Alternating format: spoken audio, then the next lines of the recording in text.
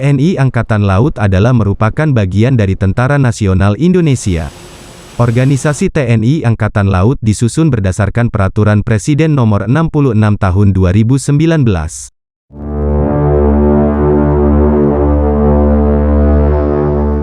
Markas Besar Tentara Nasional Indonesia membawahi Markas Besar TNI Angkatan Laut. Berdasarkan Perpres Nomor 66 Tahun 2019, maka pada tanggal 21 Januari tahun 2022 secara resmi Panglima TNI mengumumkan organisasi baru di TNI AL bernama Komando Armada atau Koarmada.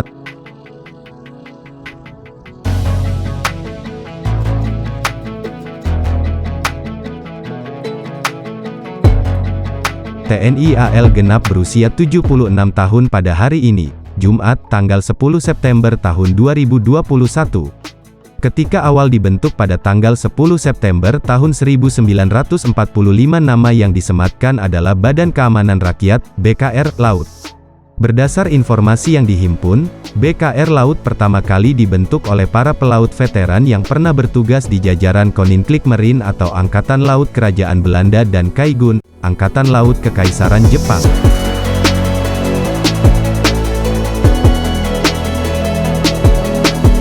Sejalan dibubarkannya BKR oleh Presiden Soekarno pada 1949 yang kemudian berganti nama menjadi Tentara Keamanan Rakyat, TKR, basis laut tetap juga dibentuk.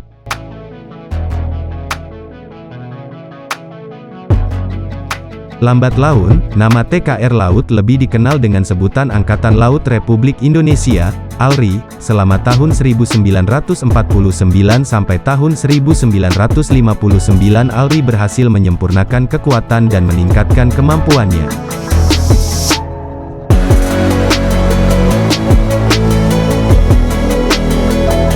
Di bidang organisasi ALRI membentuk armada, Korps Marinir yang saat itu disebut sebagai Korps Komando Angkatan Laut, KKOAL, penerbangan Angkatan Laut dan sejumlah komando daerah maritim sebagai Komando Pertahanan Kewilayahan Aspek Laut.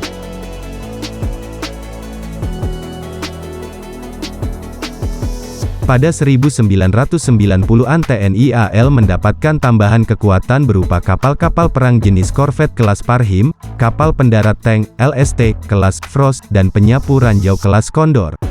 Penambahan kekuatan ini dinilai masih jauh dari kebutuhan dan tuntutan tugas, lebih-lebih pada masa krisis multidimensional ini yang menuntut peningkatan operasi namun perolehan dukungannya sangat terbatas.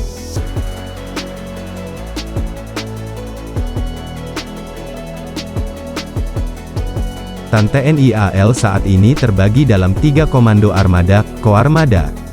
Pertama, Koarmada I yang berpusat di Jakarta Pusat, Koarmada II yang berpusat di Surabaya, dan Koarmada III yang berpusat di Sorong.